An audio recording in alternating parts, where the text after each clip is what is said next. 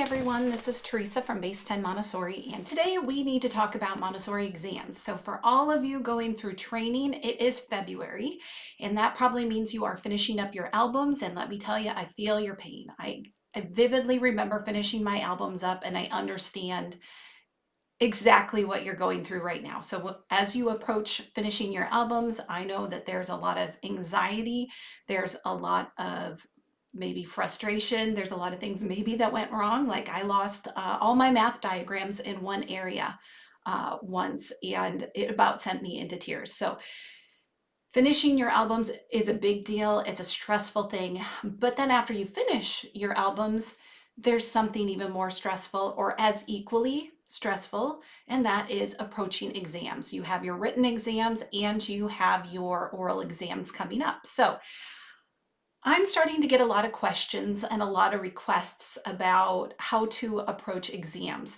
Now, one of my most popular videos is about preparing for Montessori exams, and I get a lot of questions asking if I can give people the documents that I showed in that video. And I'm not able to share those documents at the moment, and I have a few reasons why. But before I go over those reasons, I do want to say that I am looking at ways to help share that information in a better way that is maybe a little easier to navigate than just giving you those documents. So I do want to help you prepare for your exams. I want to make more videos on this topic, and I do want you to reach out to me and keep asking me questions and be specific. You know, not just questions about, hey, can you give me this study guide? Can you give me this? Can you give me this study material? Because that's not really what I'm doing here. There's a few reasons why I can't do that. But what I can do is if you ask me specific questions like, hey, can you go over that journey of addition? Can you go over the journey of subtraction? Or a very specific question about approaching an oral exam topic or about how to best prepare for the written exams, you know, be very specific so that I can make a specific video in response. And then we can work through this through a video, and I can help you prepare your notes by guiding you through the process instead of just giving it to you. So I am going to work harder on getting videos out that do meet your needs, because I'm seeing that there are a lot of needs that aren't being met as you approach training. And I understand the anxiety that you're having, and I understand that you have some needs that maybe aren't being met, and I do want to help meet them, but I have to be careful in how I do that, and here's why. So the first reason why is because a lot of the study guide material that I got came from my institute. Now those study guide materials are, they do have a copyright on them. So in order not to violate or be disrespectful to my institute, I need to be careful what I share and what I don't share. So I have a very fine line that I have to walk in terms of how I share something, how much of it I can share.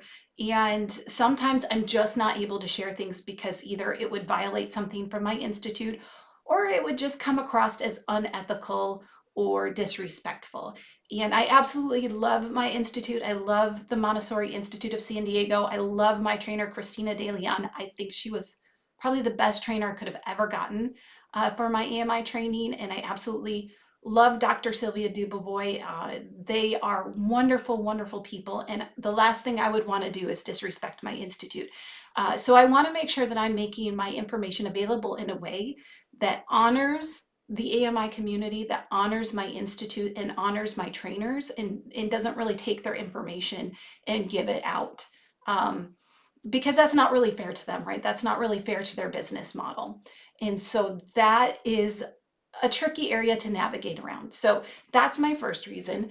The second reason why I'm not going to just give you all my documents from training is because even within the United States, different institutes have different albums. There's different ways that they approach a lesson. There are actually different lessons depending on which institute you go to. So my album isn't going to look like your album. And if my album and my lessons don't look like your album and your lessons, and we don't have exactly the same thing, then studying off of my material won't help prepare you for your exams at your institute. So when you're creating your study guides, when you're creating your study materials, you need to create something that reflects your training institute, that reflects your trainers. And in fact, different training institutes have different names for materials. They have different language that they use sometimes for theory.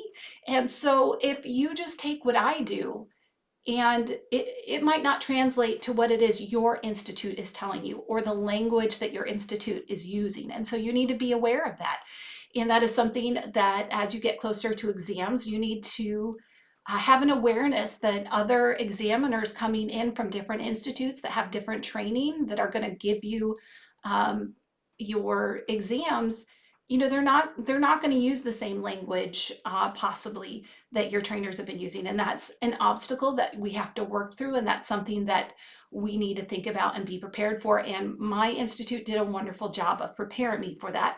And I don't know if I don't know if that's the same for all institutes, but it is something to be aware of. And so, for example, I had a coworker who their sensorial album, there are places in their sensorial album where they had a completely different order of how they present some of the materials than I did.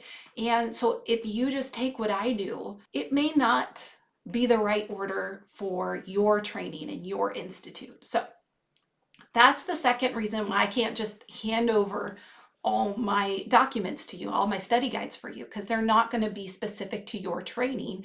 And that's going to hinder you more than it's going to help you, because you need to know what your trainer in your institute has taught you, and you need to know it backwards and forwards. And you really need to make your experience unique. Matter of fact, I know of one institute here in the United States where the trainer would change things in the album, change different things in the training each year just to make sure that people aren't copying, right? They don't want to give their information away for free.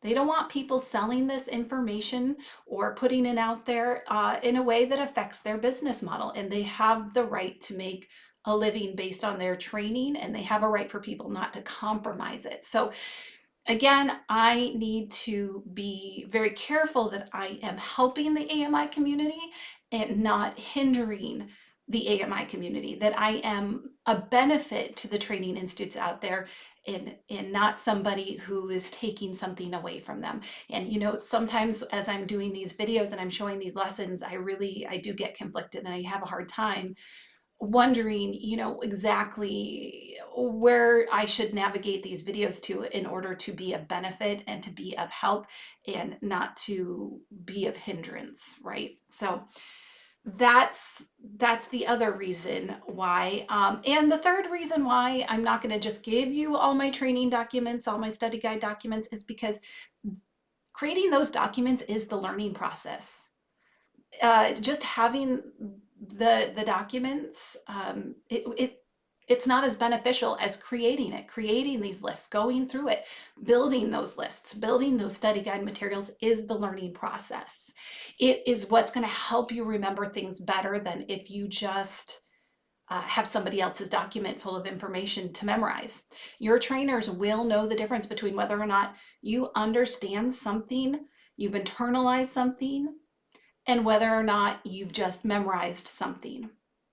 They do know, they will understand, and they will see whether or not you have made this process your own. And it will be obvious if you just memorize something or if you truly understand the depths of everything that's going on here. And creating the materials is part of understanding the depth that's going on in this training. So that's the third reason, is that it is in your best interest to create study guide materials for yourself based on your unique training. Now, that being said, let's get back to how I can help, because I do want to help. I do want to cover a lot of topics that will help, but I want it to be a process. I want it to be a journey. I want it to be a critical thinking experience that helps you take your training, your unique training, the unique year that you're getting that training, and put it into your own study guide materials. And so in order to do that, first of all, I need to have a process for answering questions. And Part of me would like to do a live stream, but I know because I don't have very many subscribers, I'm a small channel, doing a live stream, I probably wouldn't get hardly anybody. You know, if I've tried to do a live stream before, I'd get maybe 1 or 2 people. So I'm not at a point where that might be beneficial. And a lot of the people I get, you know, I get people from the United States, from France, from India, emailing me. And so I'm not quite sure what I could do as far as a time of day that would work for enough people, because I am such a small channel. I'm not sure what I could do for a live stream to really help enough people at this point in time, but it's something I'm willing to consider so we can have a live dialogue, a live conversation. So it's something to consider. But in the meantime, if you have a question about training, what I would like you to do is send me an email about something specific. Pick maybe 1 or 2 things that are very specific about what I can make a video on, how I can help you process the information, and how I can help you create your own study guide instead of just handing you something.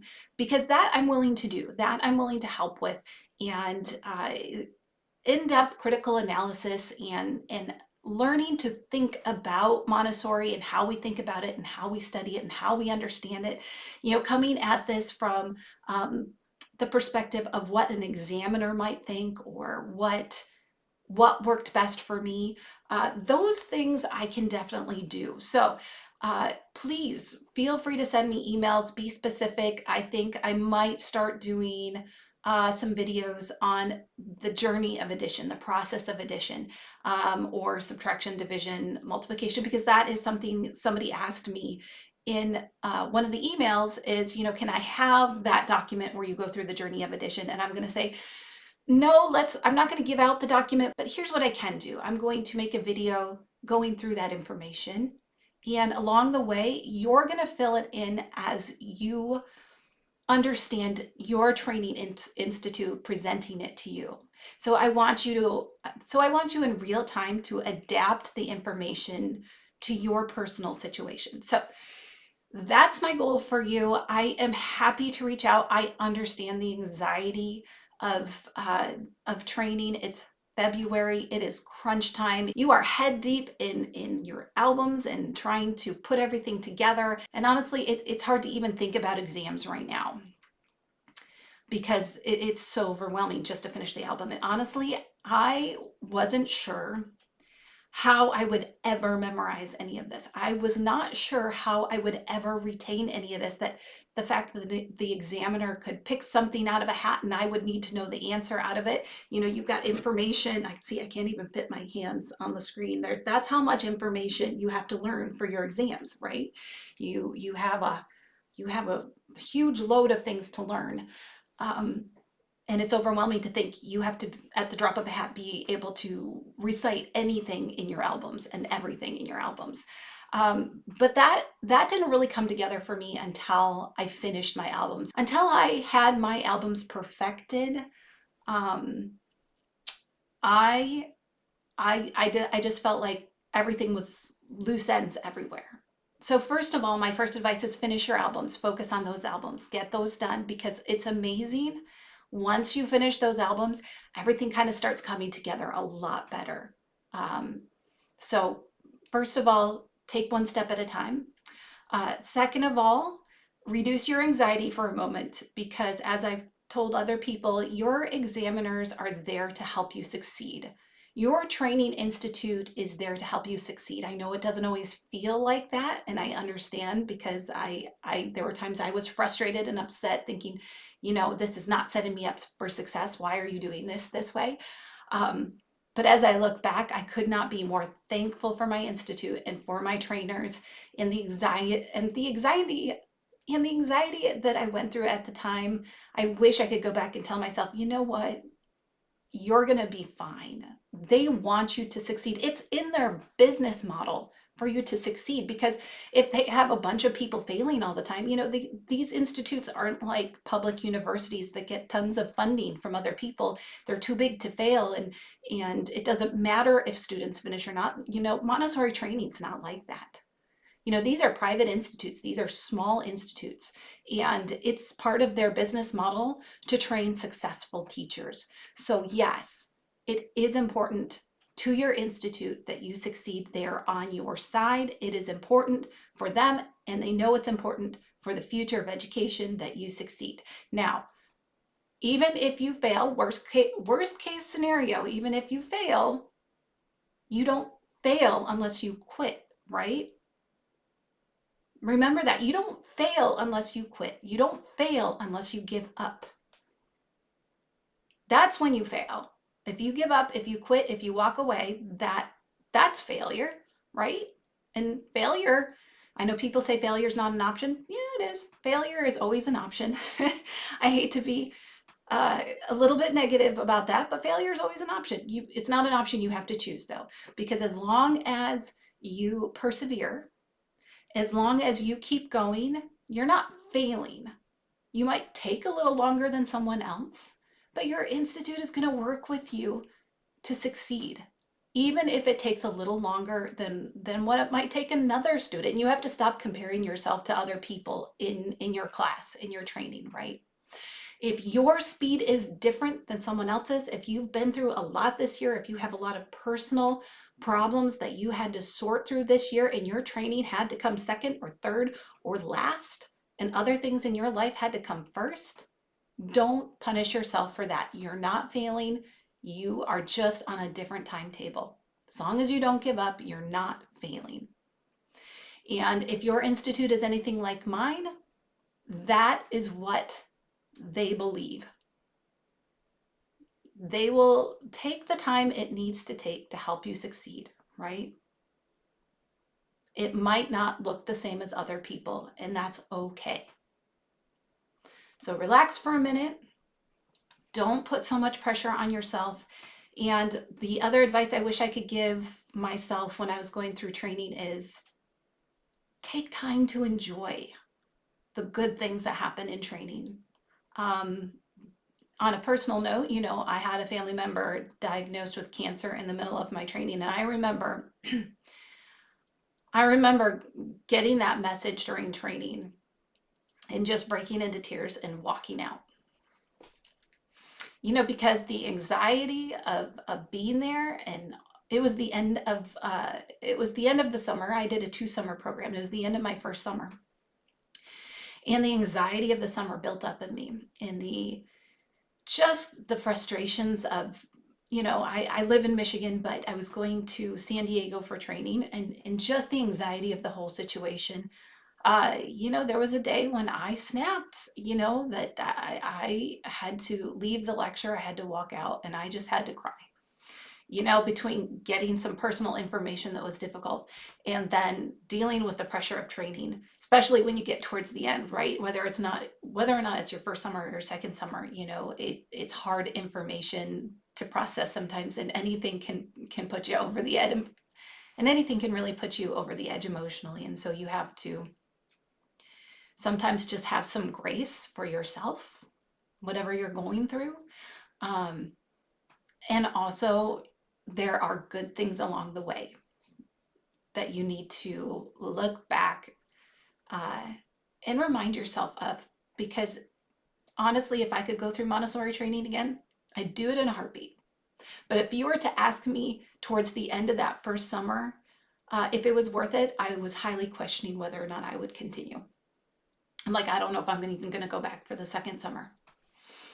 And so you have to give yourself some grace. You have to take a breath and sort things out for yourself. And if you need to take a moment and have a little breakdown somewhere, find a good place to do that. Hopefully it's not during training, but you know what? If it is, I've been there too. So you're going to be okay. So if you're just dealing with a lot with training right now, I understand.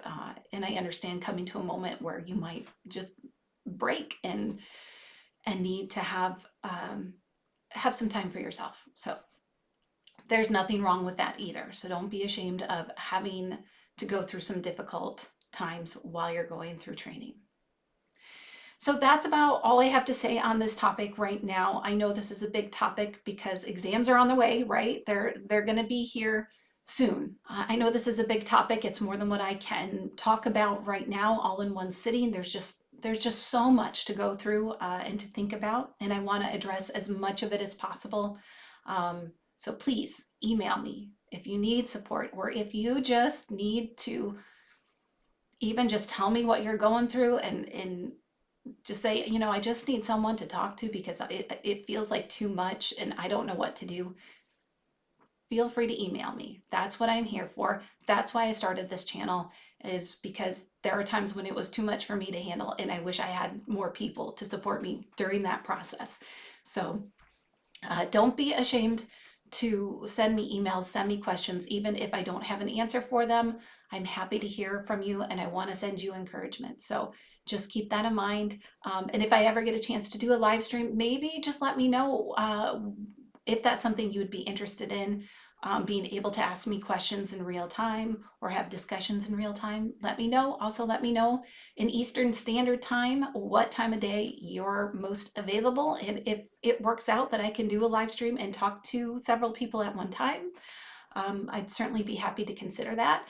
And also, if you email me questions, I can reach out to some of my friends, because if I don't have an answer, some of my connections they might have some better advice than I do, and I can reach out to some of the people I know and see if they have any better advice than what I can give. So that's all I have for you today. I hope this video has been helpful. Please press that like button. It helps a lot. Share this video with anyone that might need some encouragement, that might need some help. And comment below on what you're struggling with, on what your questions are. And if you've managed to listen to this whole video and you are AMI trained, if you've gone through this experience and you have some advice to give, please give that advice down below, because all of it is helpful. All of it is good. All of our experiences are different, and there is no one perfect answer for anything, because everybody is different. So any advice that other people have is welcome here too. Again, like, share, comment, subscribe to the channel, and I will see you in the next video.